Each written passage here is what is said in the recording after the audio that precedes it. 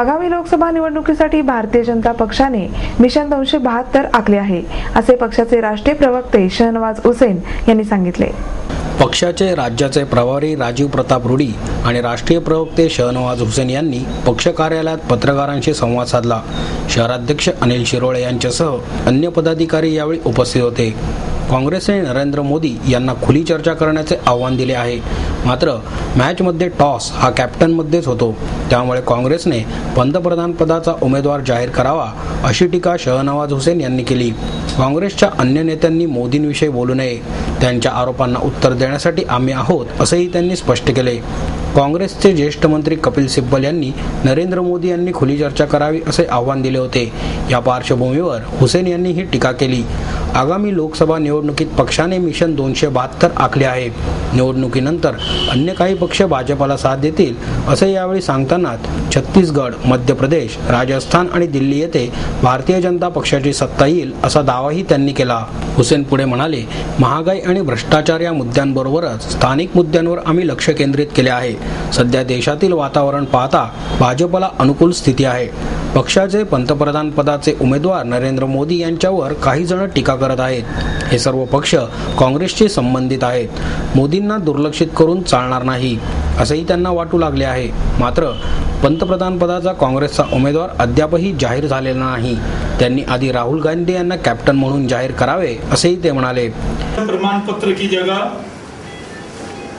खुद से अपने आप को सेक्युलर कहते हैं,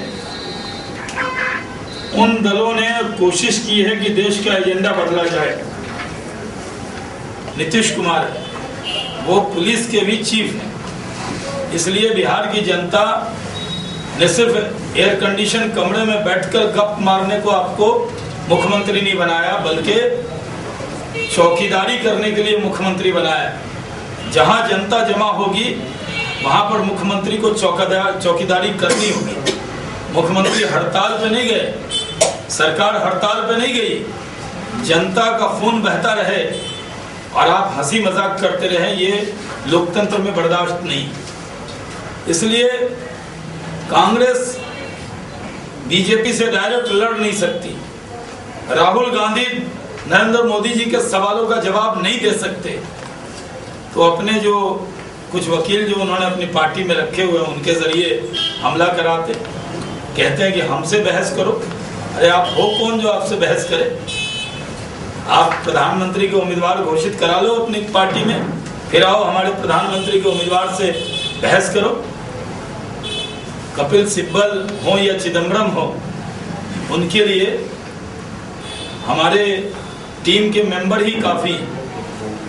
जब टॉस होता है तो दो कैप्टन के बीच में टॉस होता है, खिलाड़ी टॉस के लिए खड़े नहीं होते। इसलिए पूरे बहस को मोड़ना चाह रही कांग्रेस।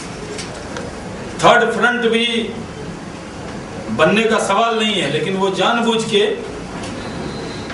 क्योंकि ममता जी से जब से कांग्रेस की दूरी हुई है, कम्युनिस्ट पार्टी के साथ अंदर का समझौता कांग्रेस का हो गया। एनसीपी जो कांग्रेस की सरकार में शामिल है, नीतीश कुमार जो कांग्रेस के बैसाखी पर बिहार की हुकूमत चला रहे, मुलायम सिंह यादव जो कांग्रेस को समर्थन की चिट्ठी राष्ट्रपति के पास दिए हुए हैं, ये सब लोग जो कहीं ना कहीं कांग्रेस से मिले हुए हैं, वो भी कांग्रेस की मदद करना चाहते हैं। वो सांप्रदायिकता विरोधी सम्मेलन करके वो इशू बनाना चाहते हैं, लेकिन वो इशू नहीं बन रहा। और ये जो 4 राज्य के चुनाव हैं, इसमें भारतीय जनता पार्टी की जीत तय है।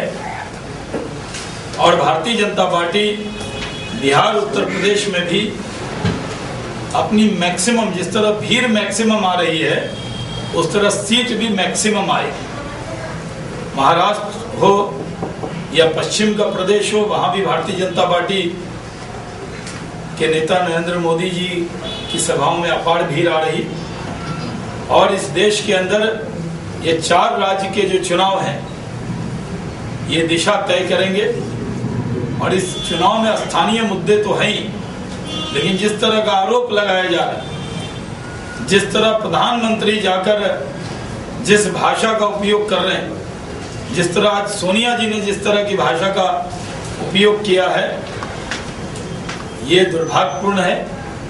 राजनीतिक हमले स्वीकार हैं, लेकिन जो लोग हुकूमत में हैं, खुद रमन सिंह की सरकार को प्रधानमंत्री अवार्ड देते हैं, खुद वहाँ गुड गवर्नेंस की शाबाशी कई बार भारत सरकार के जरिए मिलती है, और जब चुनाव का वक्त आता है तो जाकर उनके खिलाफ बोलते हैं। तो या तो पहले ही विचार करना चाहिए था कि ऐसी शाबाशी नहीं देनी चाहिए थी अगर आलोचना करनी थी। लेकिन कल जो चुनाव हुआ है वो नक्सलिज्म के खिलाफ भी वोट है। बड़ी तादाद में लोगों ने वोट किया है, वोट के लिए निकले हैं, और हमें उम्मीद है कि भारतीय जनता पार्टी छत्तीसगढ़ में भी सरकार बनाएगी, मध्य प्रदेश में भी, दिल्ली में और राजस्थान में। राजीव प्रताप रूडी यांनीही बिहारचे मुख्यमंत्री नितीश कुमार यांच्यावर टीका केली। ते म्हणाले, बॉम्बस्फोटामुळे मोदी यांच्या सभेला गर्दी झाली असे नितीश कुमार सांगत आहेत। मात्र महाराष्ट्रासह अन्य राज्यांना हवा असलेला दहशतवादी यासीन भटकळ याला बिहार नेपाळ सीमेवर अटक झाल्यानंतर त्यांनी योग्य ती चौकशी केली असती तर त्यानंतर ते बॉम्बस्फोट टाळता आले असते, असेही ते म्हणाले।